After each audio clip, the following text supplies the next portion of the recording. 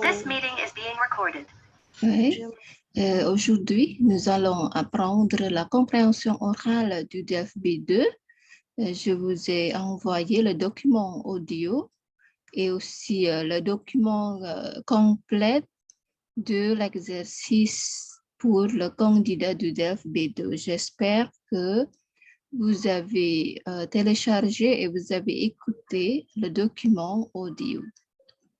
Je vais vous faire écouter le document audio pour 2 fois. Donc, faites attention et notez les personnages ou bien les nombres ou la profession mentionnée dans le document sonore.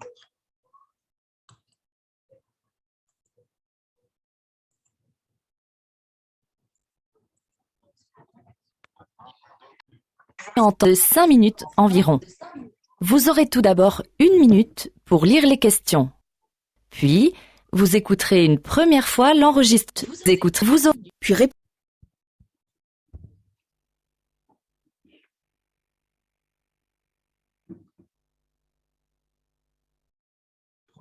Nous allons maintenant parler des portables à l'hôpital. Bonjour, professeur Michel Drancourt. Bonjour. Marseille, britannique et américaine, qui affirme que l'usion des infections nosocomiales dans l'eau. Oui, nous avons fait qui ou ceux qui sont qu'on a. Parce que c'est un médecin. Tout à fait, c'est un objet qui en pratique n'existe et c'est un sujet qui n'avait pas été véritablement animé dans les hôpitaux, avait fait l'objet de recherches de même nature. De prise de tension, les thermomètres, ces choses-là. Voilà, on est entouré lorsqu'on est patient hospitalisé dans une et puis il y a des objets un petit peu plus distants, les ordinateurs par exemple, les claviers d'ordinateurs ont beaucoup été étudiés, sont porteurs sans surprise, je dirais, de microbes, voire de virus.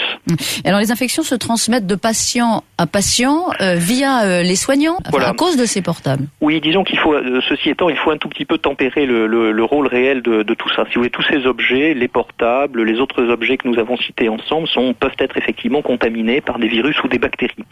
Mais ensuite, il faut que le virus ou la bactérie passe du portable vers le patient pour donner une infection au patient. Et en réalité, le passage là se fait beaucoup. Des mains qui ne sont pas lavées entre chaque opération, chaque acte. C'est un point clé, exactement. Vous avez tout à fait raison. C'est un point clé actuellement de la prévention des infections que de convaincre tous les soignants en permanence d'avoir une très bonne hygiène de leurs mains et en pratique, il y a un geste qui est très simple en théorie mais qui n'est pas si facile que ça à implanter, qui est de se passer les mains à ce qu'on appelle des solutions hydroalcooliques, c'est-à-dire bien. Donc vous voyez bien que en réalité, la bactérie staphylocoque par exemple qui peut être trouvée sur un téléphone portable, pour que cette bactérie ensuite soit responsable d'une infection chez un patient, il faut qu'elle soit en contact avec le patient et qu'en pratique, la seule façon, bien entendu, c'est que les mains qui ont touché le téléphone portable ensuite touchent directement le patient sans hygiène. Donc le point clé, c'est le passage par les mains du personnel et donc l'hygiène des mains du personnel. On tombe un peu de sa chaise parce qu'on pensait quand même que c'était fait systématiquement après un coup de fil au portable et avant d'examiner un patient, on devrait se laver les mains. Vous avez tout à fait raison. Alors pour être vraiment précis, ça semble un détail mais ça ne l'est pas. Plutôt que laver à proprement parler, il y a une façon vraie. Laver, ça laisse supposer en gros de l'eau et du savon schématiquement. En réalité, il y a quelque chose de beaucoup plus simple et plus rapide que ça, qui est de se frotter les mains avec ces fameuses solutions hydroalcooliques. Et donc vous avez raison, il faut que ça soit fait comme ça, très rapide, facile, puisque maintenant je dirais toutes les cliniques, tous les hôpitaux fait dans 100% des cas comme cela devrait. Il reste des brèches et c'est à ce moment-là que le virus ou la bactérie peut passer du téléphone portable ou bien d'autres objets inanimés d'ailleurs vers le patient. Professeur, donc si je comprends bien, vous ne mettez pas en cause directement et uniquement le portable, ce sont les pratiques que vous mettez en cause. Disons que les deux, le téléphone portable est un objet supplémentaire en quelque sorte qui est introduit un nouveau vecteur, une nouvelle source possible de microbes qui n'existait pas encore une fois dans nos cliniques et dans nos hôpitaux il y a encore quelques années finalement, qui était très peu répandu tout au moins, qui maintenant est extrêmement banalisé. Donc il faut tenir compte du fait que cet objet nouveau peut être une source de microbes et donc il faut réfléchir à en limiter tout de même l'usage ou la proximité des patients, mais ça n'est pas suffisant et il faut également renforcer encore l'hygiène des mains du personnel et moi je dirais que dans ce sens-là la diffusion que vous assurez de ça est extrêmement important parce qu'un acteur important de ça, c'est le patient lui-même. C'est-à-dire que c'est au patient de vérifier. On va exiger des soignants qui se lavent les mains avant tout examen sur nous-mêmes. Je crois que vous avez raison, c'est important. L'hygiène est faite pour pour les patients, elle n'est pas faite pour les soignants. Elle En est tout faite pour cas, protéger. pas question d'interdire les portables à l'hôpital, hein. Ça Non, sera je pas pense qu'il possible. faut en limiter. C'est irréversible. Bon, d'une part, c'est irréversible, et deuxièmement, je pense qu'il faut simplement limiter l'usage dans un certain nombre de points clés, si vous voulez, de l'hôpital. Entre se servir du portable dans un couloir de circulation, c'est une chose, dans une salle d'opération, ça serait d'autre nature. Donc on est d'accord qu'il y a une graduation des choses et que simplement il faut trouver le point raisonnable. Merci beaucoup Michel Drancourt d'avoir été en ligne dans ce RTL Midi. Je vous rappelle que vous êtes professeur de microbiologie à l'Université de Marseille. Oui, vous avez écouté première écoute du document audio. Oui, c'est un dialogue entre deux comment on dit, reporters et deux présentateurs et un professeur. Bon, est-ce que vous avez téléchargé le document? Est-ce que vous avez téléchargé le document du candidat? Oui, madame. Oui. Nah, kita baca dulu ya. Donc, pour le B2, pour l'examen B2, vous avez deux fois de l'écoute du document audio. Et avant, vous avez quelques minutes pour lire les questions, écouter le document audio, faites ou bien répondez aux questions, et puis vous avez le deuxième écoute du document audio et puis compléter la réponse. Donc, il y a deux fois de l'écoute et puis vous devez, après l'écoute, vous devez répondre aux questions de la compréhension orale. Je vais partager l'exercice de compréhension orale, puis je vais faire écouter encore une fois du document audio.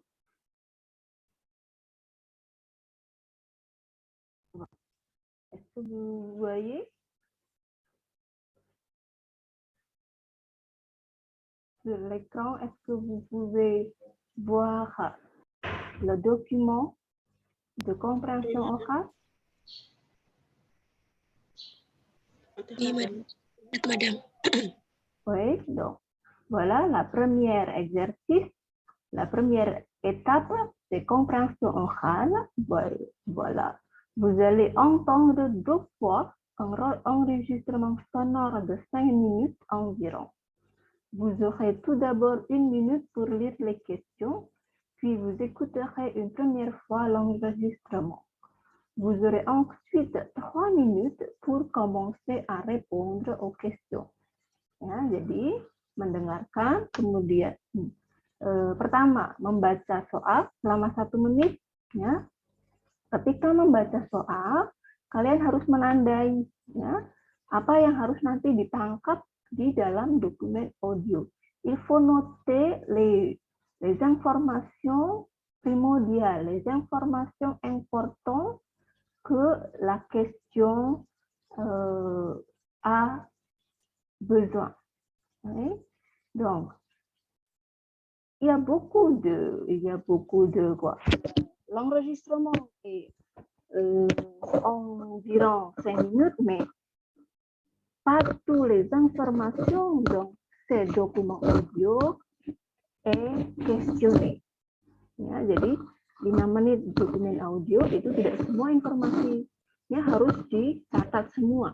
Tapi ketika tahap pertama kalian membaca soal, selama 1 menit diberi waktu 1 menit membaca soal, kalian harus menandai ya apa yang harus ditangkap nanti di dalam dokumen audio. Par exemple, numéro 1 concerne le professeur Michel Drancourt. Jadi nanti cari ya yang menunjukkan profesi itu pada kata apa misalnya ya, ada nama di sini Michel Drancourt. Jadi il faut faire attention avec le nom. Okay? Nom, chiffre ya, nama, angka itu sebaiknya ya dicatat karena sering muncul di dalam pertanyaan. Ya. Pertama misalnya concerne le professeur Michel Drancourt. Trouvez le nom et puis la profession. Ya, kemudian yang dua itu berarti harus menangkap isi dari keseluruhan dokumen audio. Ya. Jadi harus memperhatikan pertanyaan atau kalimat gitu ya di dalam dokumen audio yang harus ditemukan, harus disimpulkan. Okay. Nomor 3, d'après Michel Drancourt, quel problème pose le téléphone portable à l'hôpital? Ada kata problem, ada kata hôpital. Jadi perhatikan jika ada dua kata ini di dalam dokumen audio. Nomor 4, raison, cari raisonnya. Ya, kemudian 5, citer deux autres objets qui ont servi pour le même type de recherche. Ya, jadi penelitian yang sama ya untuk jadi menyebutkan dua benda, objek itu benda ya dalam penelitian yang sama yang disebutkan yang menyebabkan masalah di rumah sakit. Kemudian 6, qu'est-ce qui surprend la journaliste? Surprend itu artinya apa? Surprend?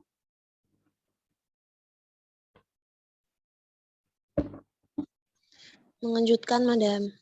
Mengejutkan dari verb apa?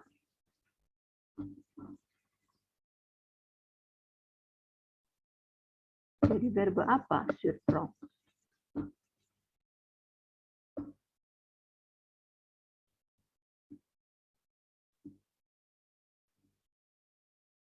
Qui c'est le verbe infinitif de surprend? Surprend itu dari verb apa? Surprendre, Madam. Surprendre ya, surprend dari verb surprendre. Lihat itu belakangnya kan ada prend. Seperti pada kata kerja prendre ya, surprendre verbnya, adjektifnya surprise, surprise, nominanya surprise. Okay. Ya, kemudian ini nomor 7, Michel Drancourt considère qu'il est indispensable de. Nah, ada kata indispensable ya, indispensable itu wajib.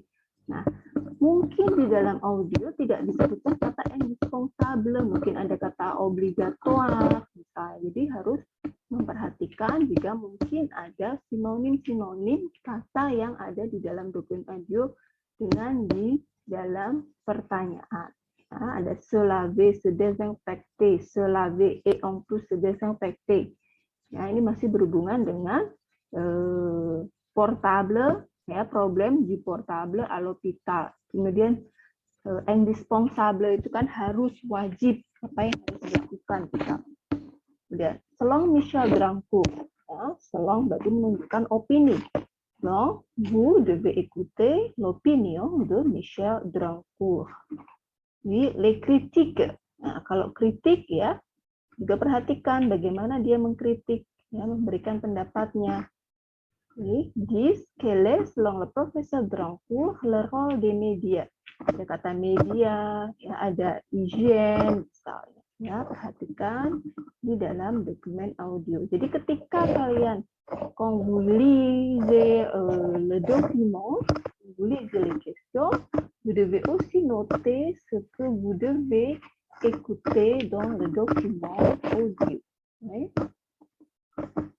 11. Que suggère la journaliste? La journaliste, ceux qui interview Monsieur Drancourt, profesor Drancourt, ya, jurnalis ini berarti yang bertanya, ya, yang membuat pertanyaan, yang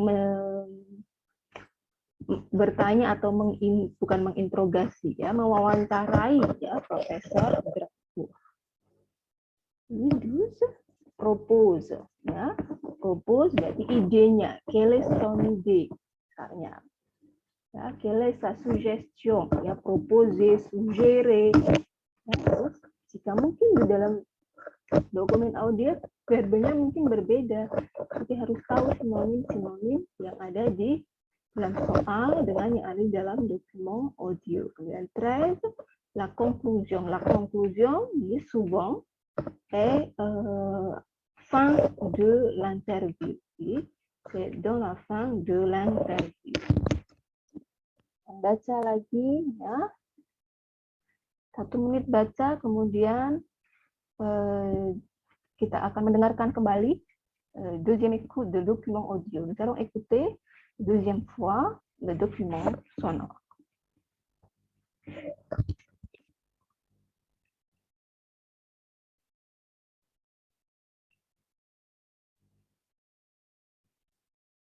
Pourriez-vous activer votre caméra pour quelques minutes, s'il vous plaît?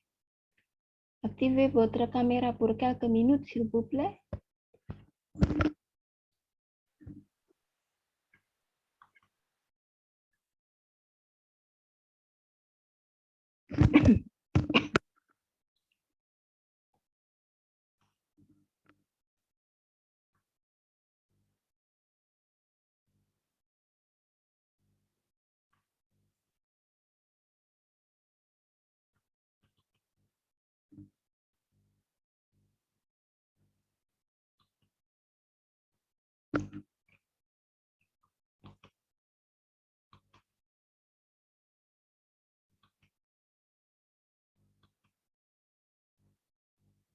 Dia Asri, votre caméra, s'il vous plaît.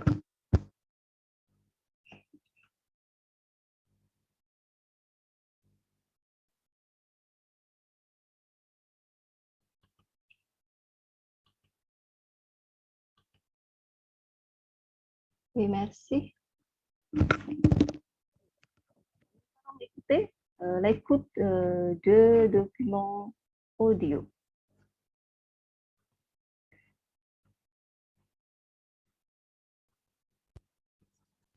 Merci à vous. Usage dans un certain nombre.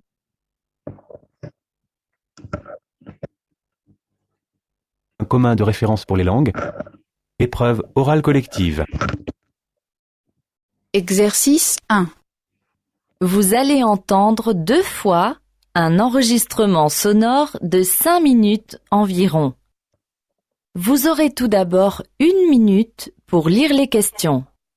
Puis, vous aurez ensuite 3 à répondre aux questions. Vous écouterez, vous aurez encore 5 minutes. Lisez les questions, écoutez le document, puis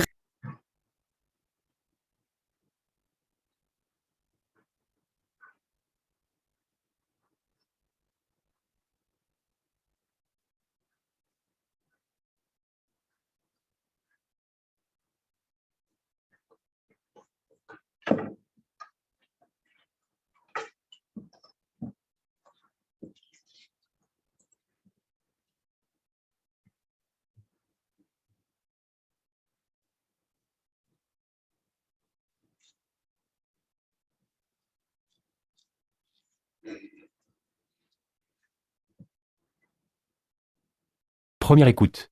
Nous allons maintenant parler des portables à l'hôpital. Bonjour professeur Michel Drancourt. Bonjour. Vous êtes professeur de microbiologie à l'université de Marseille.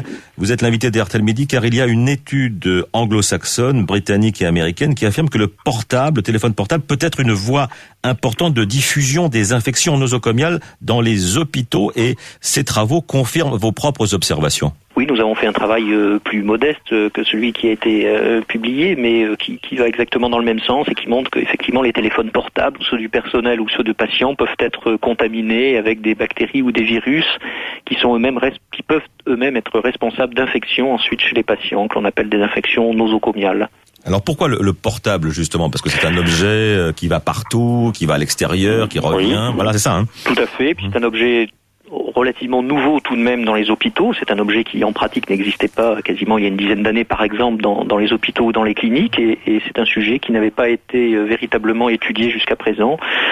D'autres objets inanimés dans les hôpitaux avaient fait l'objet de recherches de même nature, mais pas le téléphone portable jusqu'à présent. D'autres objets comme par exemple les appareils de prise de tension, les thermomètres, ces choses-là. Hein. Voilà, on est entouré, lorsqu'on est patient hospitalisé dans une clinique ou dans un hôpital, on est entouré par tout un tas d'objets, ceux que vous venez de citer, puis il y a des objets un petit peu plus distants, les ordinateurs par exemple, les claviers d'ordinateurs ont beaucoup été étudiés, sont porteurs, sans surprise, je dirais, de microbes, voire de virus. Alors les infections se transmettent de patient à patient via les soignants, à cause de ces portables. Oui, disons qu'il faut, ceci étant, il faut un tout petit peu tempérer le rôle réel de tout ça. Si vous voulez, tous ces objets, les portables, les autres objets que nous avons cités ensemble, peuvent être effectivement contaminés par des virus ou des bactéries. mais ensuite, il faut que le virus ou la bactérie passe du portable vers le patient pour donner une infection au patient. Et en réalité, le passage là se fait beaucoup par les mains du personnel, les mains des médecins, des infirmières, des autres personnels qui vont prendre en charge le patient. Des mains qui ne sont pas désinfectées, des mains qui ne sont pas lavées entre chaque opération, chaque acte. C'est un point clé, exactement. Vous avez tout à fait raison. C'est un point clé actuellement de la prévention des infections que de convaincre tous les soignants en permanence d'avoir une très bonne hygiène de leurs mains, et en pratique, il y a un geste qui est très simple en théorie, mais qui n'est pas si facile que ça à implanter, qui est de se passer les mains à ce qu'on appelle des solutions hydroalcooliques, c'est-à-dire on les connaît bien avec le et donc c'est un point clé. Et donc vous voyez bien que en réalité, la bactérie staphylocoque, par exemple, qui peut être trouvée sur un téléphone portable, pour que cette bactérie ensuite soit responsable d'une infection chez un patient, il faut qu'elle soit en contact avec le patient, et qu'en pratique, la seule façon, bien entendu, c'est que les mains qui ont touché le téléphone portable ensuite touchent directement le patient sans hygiène. Donc le point clé. Et avant d'examiner un patient, on devrait se laver les mains. Vous avez tout à fait raison. Alors, pour être vraiment précis, ça semble un détail, mais ça ne l'est pas. Hein. Plutôt que laver à proprement parler, il y a une façon vraie. Laver, ça laisse supposer en gros de l'eau et du savon schématiquement. En réalité, il y a quelque chose de beaucoup plus simple et plus rapide que ça, qui est de se frotter les mains avec ces fameuses solutions hydroalcooliques. Et donc, vous avez raison, il faut que ça soit fait comme ça. Malheureusement, ce geste qui est pourtant très simple, très rapide, facile, puisque maintenant, je dirais, toutes les cliniques, tous les hôpitaux sont équipés de solutions hydroalcooliques, et bien malheureusement, n'est pas fait dans 100% des cas comme cela devrait. Il reste des brèches, et c'est à ce moment-là que le virus ou la bactérie peut passer du téléphone portable ou bien d'autres objets inanimés d'ailleurs vers le patient. Professeur, donc si je comprends bien, vous ne mettez pas en cause directement et uniquement le portable, ce sont les pratiques que vous mettez en cause. Disons que les deux, hein, le téléphone portable est un objet supplémentaire en quelque sorte qui est introduit un nouveau vecteur, une nouvelle source possible de microbes qui n'existait pas encore une fois dans nos cliniques et dans nos hôpitaux il y a encore quelques années finalement, qui était très peu répandu tout au moins, qui maintenant est extrêmement banalisé. Donc il faut tenir compte du fait que cet objet nouveau peut être une source de microbes, et donc il faut réfléchir à en limiter tout de même l'usage ou la proximité des patients, mais ça n'est pas suffisant, et il faut également renforcer encore l'hygiène des mains du personnel, et moi je dirais que dans ce sens-là, la diffusion que vous assurez de ça est extrêmement important, parce qu'un acteur important de ça, c'est le patient lui-même. C'est-à-dire que c'est au patient de vérifier. On va exiger des soignants qui se lavent les mains avant tout examen sur nous-mêmes. Je crois que vous avez raison, c'est important. L'hygiène est faite pour les patients, elle n'est pas faite pour les soignants. Elle en tout cas, pas question d'interdire les portables à l'hôpital. Hein. Ça ne sera pas possible. Je pense qu'il faut en limiter. C'est irréversible. Bon, d'une part, c'est irréversible. Et deuxièmement, je pense qu'il faut simplement limiter l'usage dans un certain nombre de points clés, si vous voulez, de l'hôpital. Entre se servir du portable dans un couloir de circulation, c'est une chose. Dans une salle d'opération, ça serait d'autre nature. Donc on est d'accord qu'il y a une graduation des choses, et que simplement il faut trouver le point raisonnable. Merci beaucoup, Michel Drancourt, d'avoir été en ligne dans ce RTL Midi. Je vous rappelle que vous êtes professeur de microbiologie à l'Université de Marseille. Merci à vous.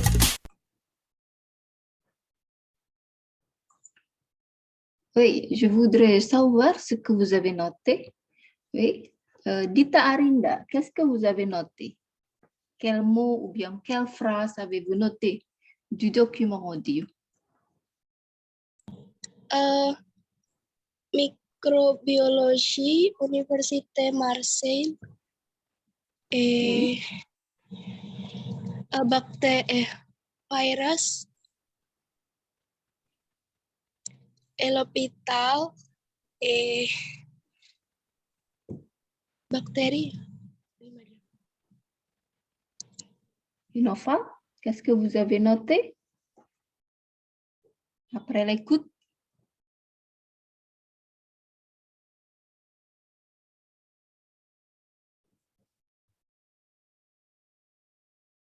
Nofal, qu'est-ce que vous avez noté? Quel mot avez-vous noté?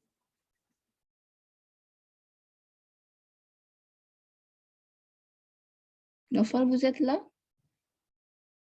Gladisa, qu'est-ce que vous avez noté, Gladisa?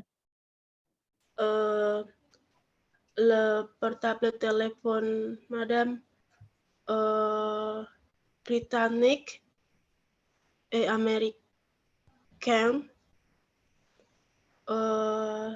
ensuite, euh,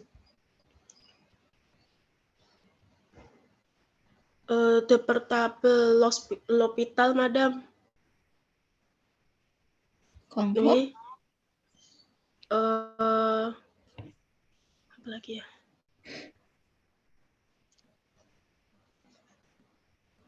Eva, qu'est-ce que vous avez noté, Eva? Dites-moi.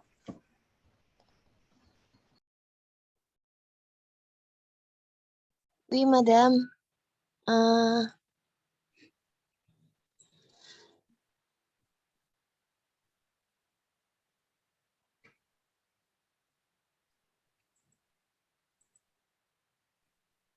Les résultats d'une étude d'hôpital sur le téléphone portable, madame.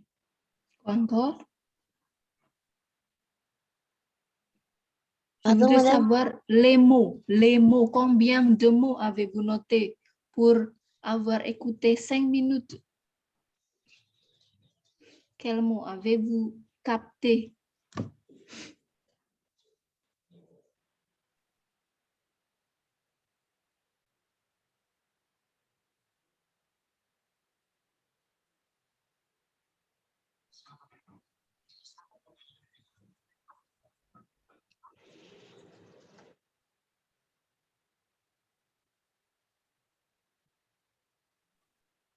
Ya, hanya itu.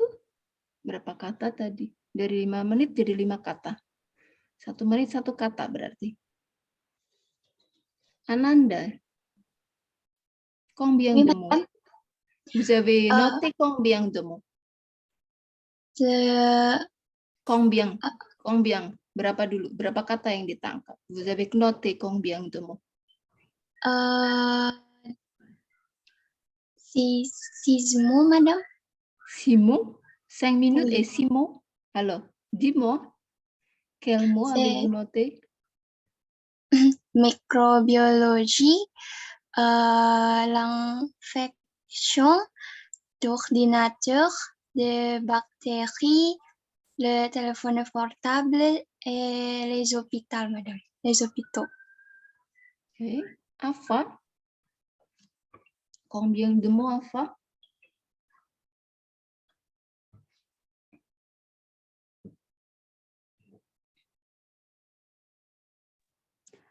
Oui, oui, madame. With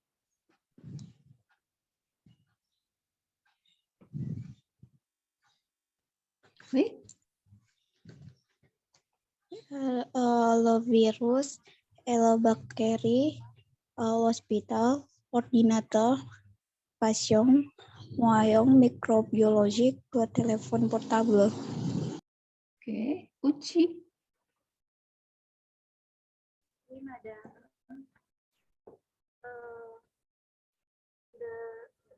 Lebih keras suaranya bisa? Didekatkan suaranya, didekatkan HP atau didekatkan laptopnya. Sudah, madame. De microbiologie à l'université de Marseille et la recherche sur la propagation des infections nosocomiales en milieu hospitalier. Terdengar, madame? Pelan sekali suaranya. Ana, combien de mots?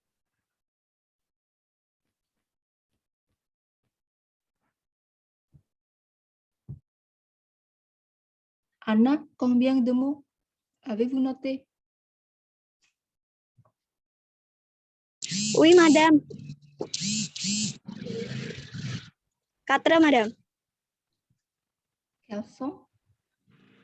L'hôpital, Université de Marseille, la bactérie, la telepon portable, madame. 5 menit 4 kata. 1 menit nggak ada 1 kata. Arina. Combien de mots, Arina? 5, madame. Quels sont les mots? L'hôpital, Université Marseille, le téléphone portable à l'hôpital. Nabila.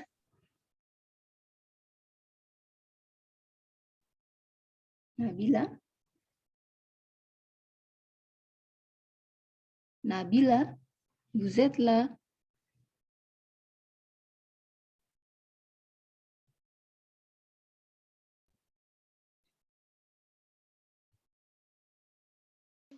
Oui, madame, je suis là. Combien de mots est-ce que vous avez écouté?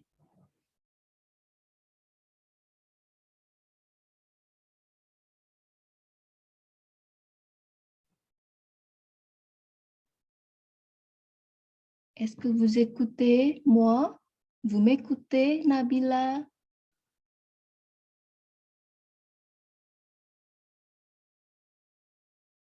Combien de mots vous notez?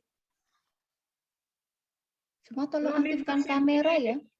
Semua tolong aktifkan kamera. Ulangi, répétez s'il vous plaît. L'Université de Marseille, madame. Terus, l'hôpital.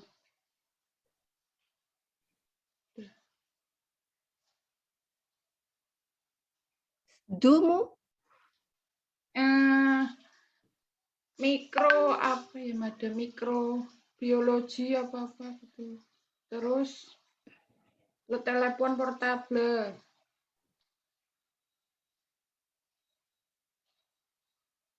Sudah, madam.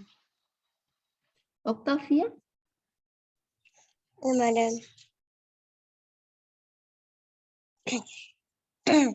Mikrobiologi, hospital, Université de Marseille, le telepon portable, hospital, ya, madam.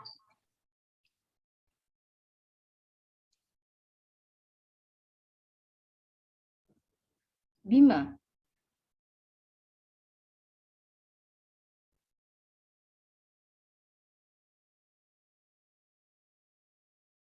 Bima, combien de mots?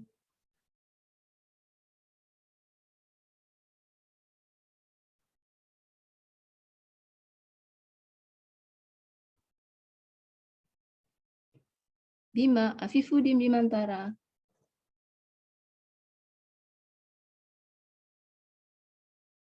Bisa aktifkan kameranya?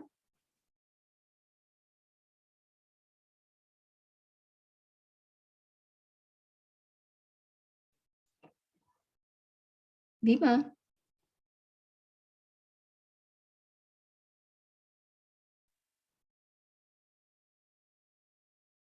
Wisnu, berapa kata Wisnu? Combien de mots avez-vous noté?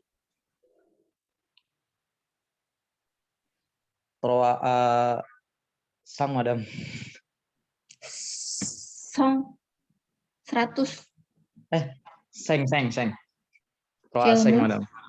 Quel mot?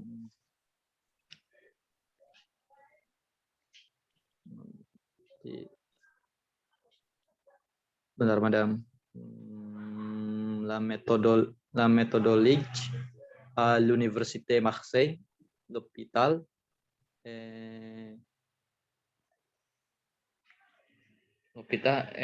sur les téléphones portables, terus satu lagi sama hidroalkoholik, ma'am.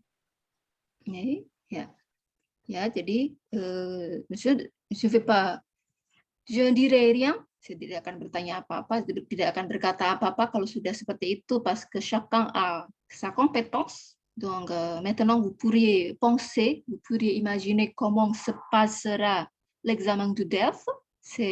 Vous avez écouté pour la compréhension orale, vous avez écouté le thème du DFB2, ce n'est pas le thème quotidien, oui, c'est le thème du domaine spécifique. Oui. Ça vous, comment on dit, pas seulement le français, mais aussi la connaissance. Saya tidak akan berkata apa-apa dengan kemampuan kalian menangkap kata dalam dokumen audio di DFB2, karena itu kembali lagi kepada kemampuan masing-masing. Tapi saya yakin kalian sudah bisa membayangkan bagaimana nanti ujian Delphi B2 itu, ya. Tema yang dimunculkan itu bukan tema sehari-hari, artinya bukan tema kehidupan sekolah, ya, bukan lagi tema jalan-jalan, bukan tema hobi, ya, yang biasa kalian mungkin temukan di dalam buku taksi, ya, tetapi temanya sudah di tema-tema yang di bidang-bidang tertentu. Seperti yang tadi kalian dengar, itu ada di bidang medis, ya, ada di bidang penelitian. Jadi, si vous pensez que vous avez la difficulté d'écoute, oui, d'écouter, de comprendre le document audio, il faut apprendre, oui, vous-même. Je ne peux pas vous guider tout le temps pour l'exercice de compréhension orale. C'est à vous de vous améliorer.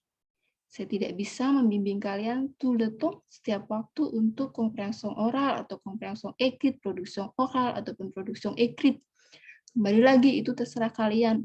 Jika kalian ingin, ya, memperbaiki diri kalian sendiri, ya, parce que il faut que vous montrez, oui, que vous avez suivi, que vous avez suivi le DEF B2. Karena, ya, kalian harus menunjukkan bahwa kalian itu pernah ikut tes DEF B2 sebelum ujian skripsi. Jadi silahkan memperbaiki diri jika menginginkan kemampuannya menjadi lebih baik, ya. Ce n'est pas seulement le problème, pas seulement le frais du DEF, mais aussi la compétence du candidat. Masalahnya bukan hanya pada harga DEF yang mahal, ya, 500.000 rupiah, 500.000, tapi kembali lagi, apakah kalian mampu, kemampuan para kandidat ini, para peserta ini. Karena kalau buat saya 500.000, ya, pour payer, c'est beaucoup. Alors, si je dois payer 500.000, ya, je voudrais passer l'examen. Buat saya itu mahal untuk membayar 500.000. Tapi akan lebih rugi kalau saya tidak lulus. Jadi kalau saya memang harus membayar 500.000, itu berarti saya harus lulus. Gitu. Ya. Je dois passer le B2. Ya. Pour avoir payé 500.000, ce n'est pas, comment on dit, c'est pas bon marché, c'est cher. Même moi, c'est cher 500.000. Ya, 500.000 itu mahal. Tapi lebih rugi lagi kalau nggak lulus. Sudah bayar, nggak lulus itu lebih rugi. Ya. Jadi, dibaca lagi, coba 1 menit, baca dulu soalnya, nanti kita dengarkan, kemudian kita bahas bersama. Silahkan dibaca soalnya. Di HP bisa, untuk mengetahui bahwa kalian membaca atau tidak, berarti harus di-download di HP, ya. Atau di WA masing-masing.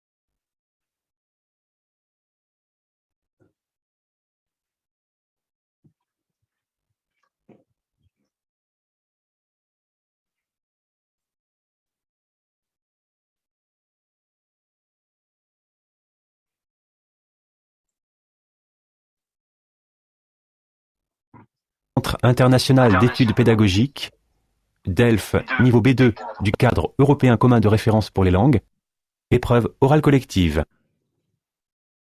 Exercice 1. Vous allez entendre 2 fois un enregistrement sonore de 5 minutes environ. Vous aurez tout d'abord 1 minute pour lire les questions, puis vous écouterez une seconde fois l'enregistrement. Vous aurez encore 5 minutes pour compléter vos réponses. Lisez les questions, écoutez le document, puis répondez.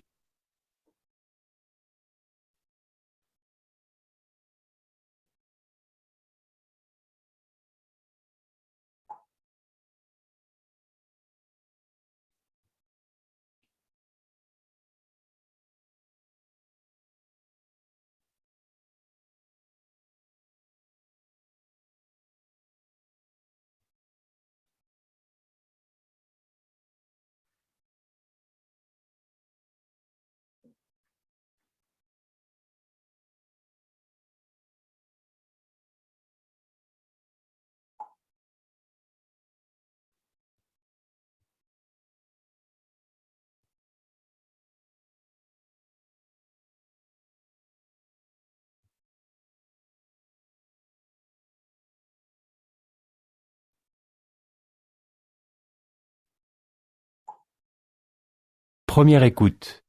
Nous allons maintenant parler des portables à l'hôpital. Bonjour, professeur Michel Drancourt. Bonjour. Vous êtes professeur de microbiologie à l'université de Marseille.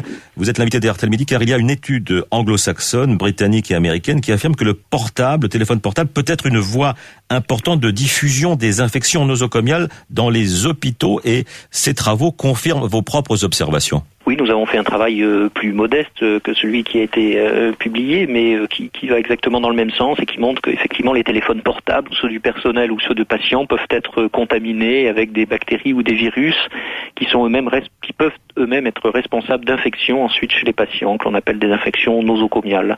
Alors pourquoi le portable justement ? Parce que c'est un objet qui va partout, qui va à l'extérieur, qui revient. Oui. Voilà, c'est ça. Hein. Tout à fait. Puis c'est un objet relativement nouveau tout de même dans les hôpitaux. C'est un objet qui en pratique n'existait pas quasiment il y a une dizaine d'années par exemple dans les hôpitaux ou dans les cliniques et c'est un sujet qui n'avait pas été véritablement étudié jusqu'à présent. D'autres objets inanimés dans les hôpitaux avaient fait l'objet de recherches de même nature, mais pas le téléphone portable jusqu'à présent. D'autres objets comme par exemple les appareils de prise de tension, les thermomètres, ces choses-là. Hein. Voilà, on est entouré, lorsqu'on est patient hospitalisé dans une clinique ou dans un hôpital, on est entouré par tout un tas d'objets, ceux que vous venez de citer, puis il y a des objets un petit peu plus distants, les ordinateurs par exemple, les claviers d'ordinateurs ont beaucoup été étudiés, sont porteurs, sans surprise, je dirais, de microbes, voire de virus.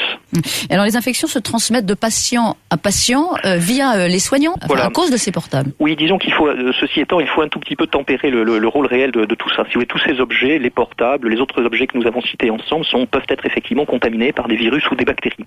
Mais ensuite, il faut que le virus ou la bactérie passe du portable vers le patient pour donner une infection au patient. Et en réalité, le passage là se fait beaucoup par les mains du personnel, les mains des médecins, des infirmières, des autres personnels qui vont prendre en charge le patient. Des mains qui ne sont pas désinfectées, des mains qui ne sont pas lavées entre chaque opération, chaque acte.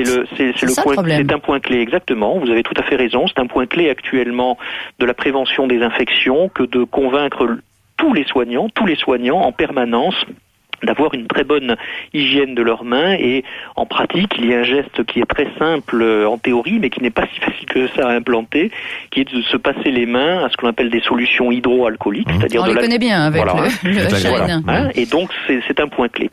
Et donc vous voyez bien que en réalité la bactérie staphylocoque par exemple qui peut être trouvée sur un téléphone portable, pour que cette bactérie ensuite soit responsable d'une infection chez un patient, il faut qu'elle soit en contact avec le patient et qu'en pratique la seule façon bien entendu, c'est que les mains qui ont touché le téléphone portable ensuite touchent directement le patient sans hygiène. Donc le point clé, c'est le passage par les mains du personnel et donc l'hygiène des mains du personnel. On tombe un peu de sa chaise parce qu'on pensait quand même que c'était fait systématiquement, après un coup de fil au portable, et avant d'examiner un patient, on devrait se laver les mains. Vous avez tout à fait raison. Alors, pour être vraiment précis, ça semble un détail, mais ça ne l'est pas. Hein. Plutôt que laver à proprement parler, il y a une façon vraie. Laver, ça laisse supposer en gros de l'eau et du savon schématiquement. En réalité, il y a quelque chose de beaucoup plus simple et plus rapide que ça, qui est de se frotter les mains avec ces fameuses solutions hydroalcooliques. Et donc vous avez raison, il faut que ça soit fait comme ça. Malheureusement, ce geste qui est pourtant très simple, très rapide, facile, puisque maintenant, je dirais, toutes les cliniques, tous les hôpitaux sont équipés de solutions hydroalcooliques, et bien malheureusement, n'est pas fait dans 100% des cas comme cela devrait. Il reste des brèches, et c'est à ce moment-là que le virus ou la bactérie peut passer du téléphone portable, ou bien d'autres objets inanimés d'ailleurs, vers le patient. Professeur, donc si je comprends bien, vous ne mettez pas en cause directement et uniquement le portable, ce sont les pratiques que vous mettez en cause. Disons que les deux, hein, le téléphone portable est un objet supplémentaire en quelque sorte qui est introduit un nouveau vecteur, une nouvelle source possible de microbes qui n'existait pas encore une fois dans nos cliniques et dans nos hôpitaux il y a encore quelques années finalement, qui était très peu répandu tout au moins, qui maintenant est extrêmement banalisé. Donc il faut tenir compte du fait que cet objet nouveau peut être une source de microbes et donc il faut réfléchir à en limiter tout de même l'usage ou la proximité des patients, mais ça n'est pas suffisant et il faut également renforcer encore l'hygiène des mains du personnel, et moi je dirais que dans ce sens-là, la diffusion que vous assurez de ça est extrêmement important, parce qu'un acteur important de ça, c'est le patient lui-même. C'est-à-dire que c'est au patient de vérifier. On va exiger des soignants qui se lavent les mains avant tout examen sur nous-mêmes. Je crois que vous avez raison, c'est important. L'hygiène est faite pour les patients, elle n'est pas faite pour les soignants. Elle en tout cas, pas question d'interdire les portables à l'hôpital. Hein. Ça sera pas possible. Je pense qu'il faut en limiter. C'est irréversible. Bon, d'une part, c'est irréversible. Et deuxièmement, je pense qu'il faut simplement limiter l'usage dans un certain nombre de points clés, si vous voulez, de l'hôpital. Entre se servir du portable dans un couloir de circulation, c'est une chose. Dans une salle d'opération, ça serait d'autre nature. Donc on est d'accord qu'il y a une graduation des choses et que simplement il faut trouver le point raisonnable. Merci beaucoup Michel Drancourt d'avoir été en ligne dans ce RTL Midi. Je vous rappelle que vous êtes professeur de microbiologie à l'Université de Marseille. Merci à vous.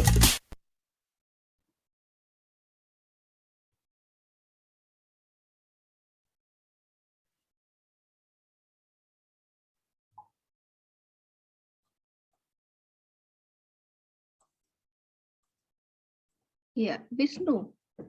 Isinya kira-kira tentang apa, Wisnu? Isi dokumen audio itu tentang apa? Setelah mendengarkan tadi, sudah mencatat beberapa kata, apa yang Wisnu tangkap isi dari dokumen audionya?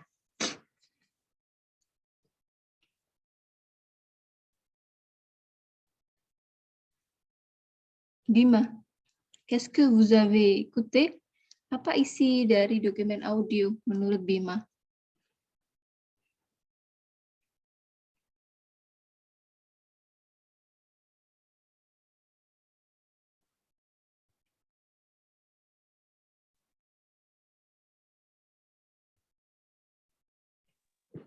Studi penelitian ponsel, Madam.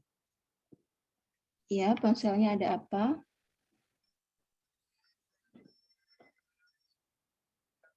Bermasalah di rumah sakit, Madam. Kenapa masalahnya? Itu yang saya tangkap segitu, Madam. Bima?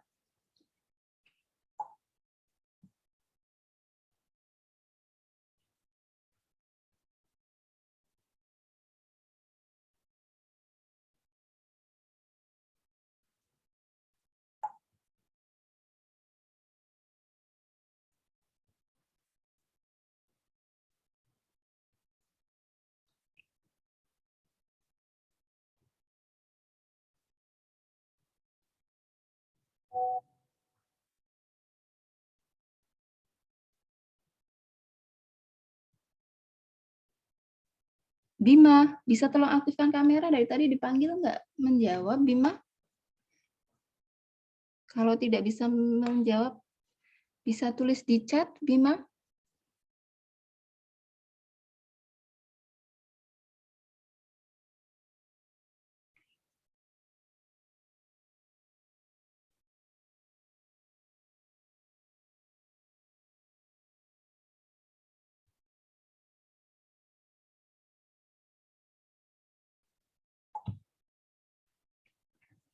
Ana, apa isi dari audio tadi, Ana? Wih, Madam, tentang penelitian. Madam, penelitian mikrobakteri, Madam. Portable. Penelitiannya apa?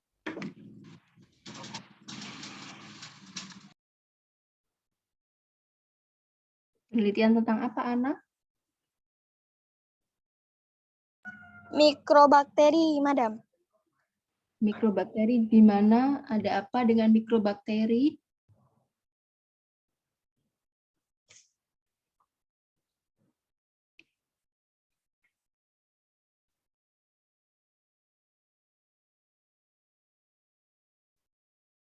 Gladiza, apa isinya Gladiza menurut Gladiza? Madam, menurut saya audio yang saya tangkap itu penelitian tentang mikrobakteri yang di rumah sakit itu ada pada telepon portabel dan itu menyebabkan infeksi pada pasien gitu, Madam. Arina, apa yang Arina temukan? Yang saya tangkap tuh cara menghilangkan bakteri gitu, Madam. Bagaimana caranya? Caranya dengan mencuci tangan.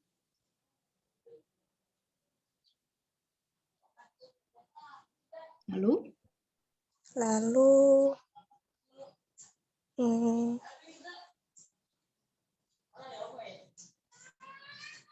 Menjaga kebersihan. Pakai masker, gitu ya? Iya, Madam. Emangnya COVID? Dita? Wih, Madam. Menurut yang saya tangkap, seorang profesor dari yang mengajar mikrobiologi dari Universitas de Marseille itu mengadakan penelitian di rumah sakit mengenai virus dan bakteri di rumah sakit. Di rumah sakit? Eka, informasi apa Eka yang Eka dengar tadi? Menurut saya, penelitian di rumah sakit tentang virus dan ponsel dapat menyebarkan infeksi pada orang, Madam. Siapa yang menyampaikan? Hasil penelitiannya siapa? Jerome Dacour. Siapa? Jerome Dacour. Octavia, apa isinya Octavia?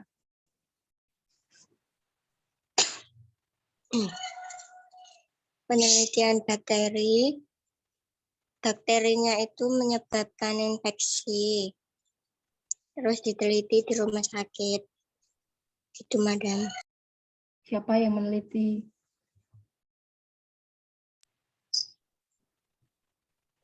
Di profesor. Profesor siapa?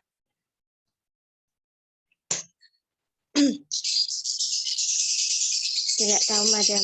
Tidak jelas. Nggak baca soalnya? Nggak baca soalnya? Di dalam soal ada yang saya tanyakan. Di soal ada namanya.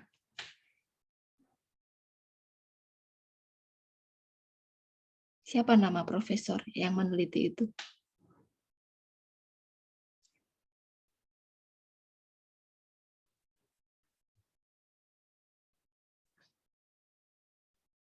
Dia Asri. Informasi apa dia Asri? Yang bisa disampaikan yang baru selain yang tadi teman-teman. Yang saya tangkap, Profesor Michel itu lagi melakukan penelitian tentang infeksi yang disebabkan oleh bakteri, tapi penyebab pentingnya itu dari handphone karena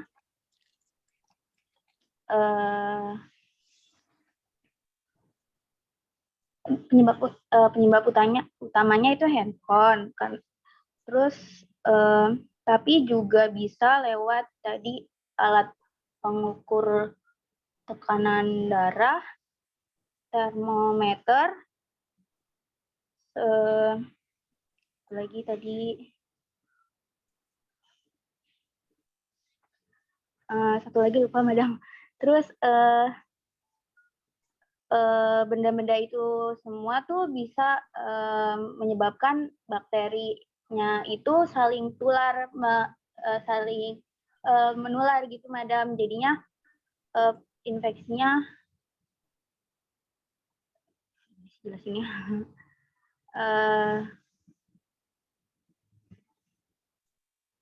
jadinya tuh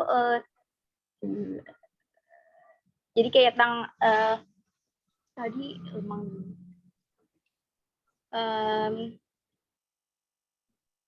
karena itu barang-barang yang sering dipegang atau terkena oleh tangan orang, jadinya infeksinya terus bertambah. Terus oleh karena itu mereka tuh menyarankan untuk cuci tangan menggunakan apa tadi?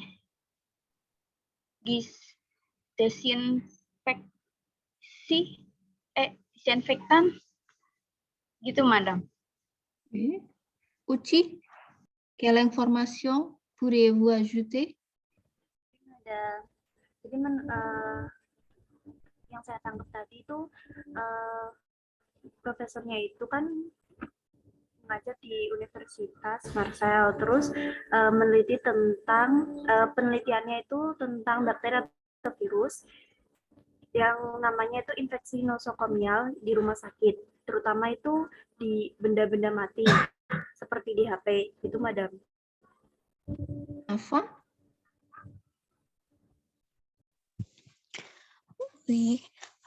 Sebelumnya sama dengan teman-teman, menurut saya si Michel Drancourt itu meneliti tentang bakteri yang ada di HP dan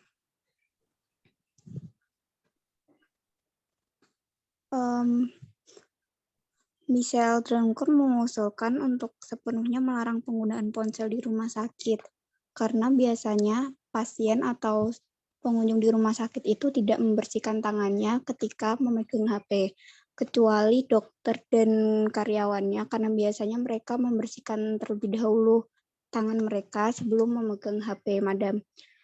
Terus, Michel Drancourt juga menganggap penting untuk selalu cuci tangan dengan sabun dan air atau membersihkan tangannya dengan hidroalkohol sebelum memegang benda mati yang dijelaskan di sini yaitu telepon. Sudah, Madame. Nabila, qu'est-ce que vous avez ajouté? Comment? Quelle information? Oui, Madame. Tadi yang saya dengar itu tuh tentang penelitian bakteri, Madam. Terus lebih semangat nggak? Terus penelitiannya tuh itu tentang penelitian tentang bakteri, Madam. Terus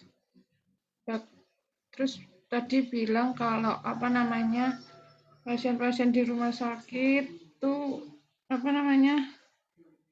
dianjurkan untuk tidak menggunakan HP. Seperti itu, Madam. Soalnya terinfeksi bakteri. Soalnya kotor. Siapa yang bilang? Siapa yang menjelaskan? Profesor siapa tadi ya, Madam? Siapa namanya?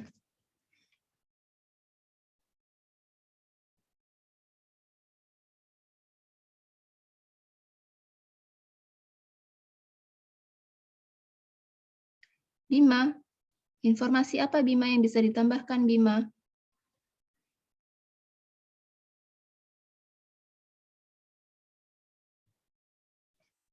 Informasi apa yang bisa ditambahkan oleh Bima dari dokumen audio tadi?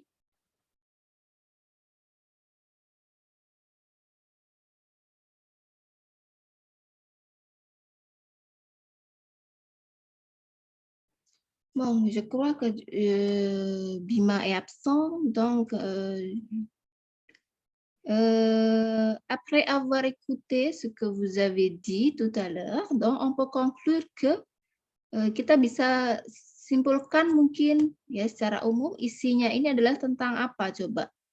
Siapa yang bisa merangkum informasi yang diberikan keseluruhan tadi? Temanya adalah tentang sebuah penelitian tentang apa? Coba dirangkum tadi.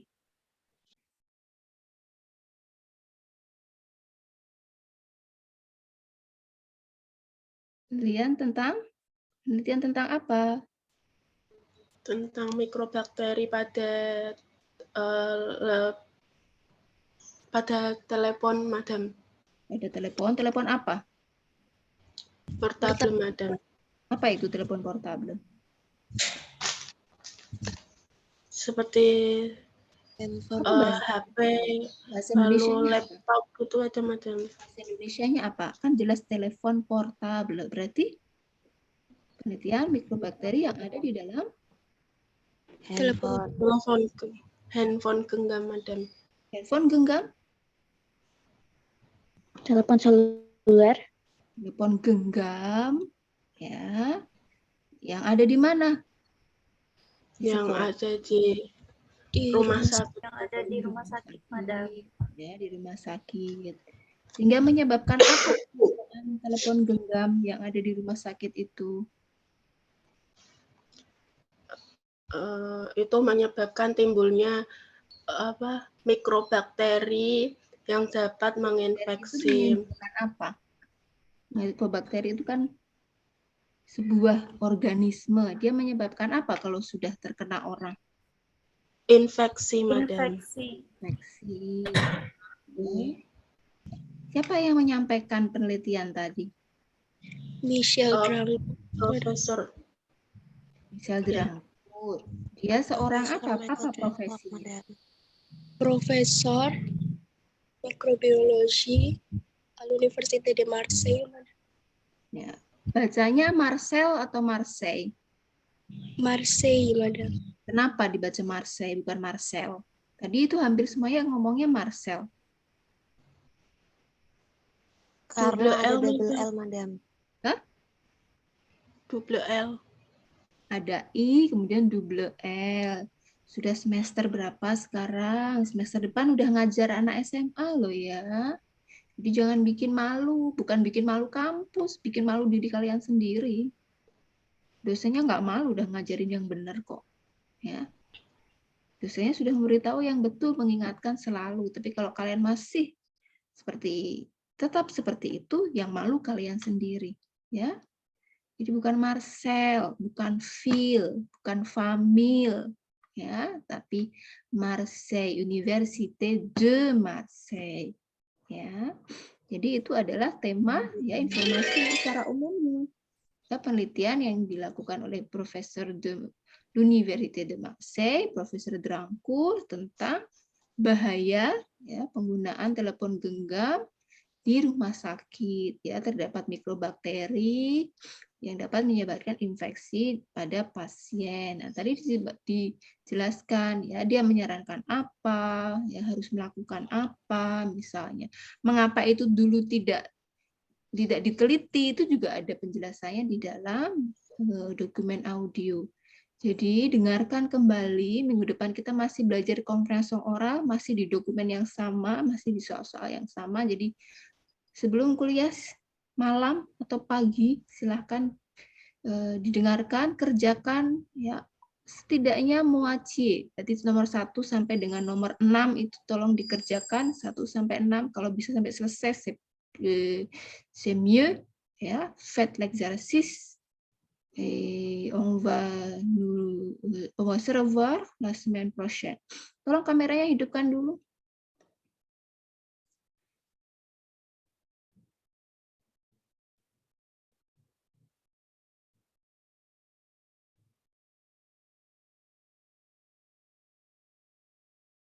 Merci pour aujourd'hui. Au revoir. Assalamualaikum warahmatullahi wabarakatuh.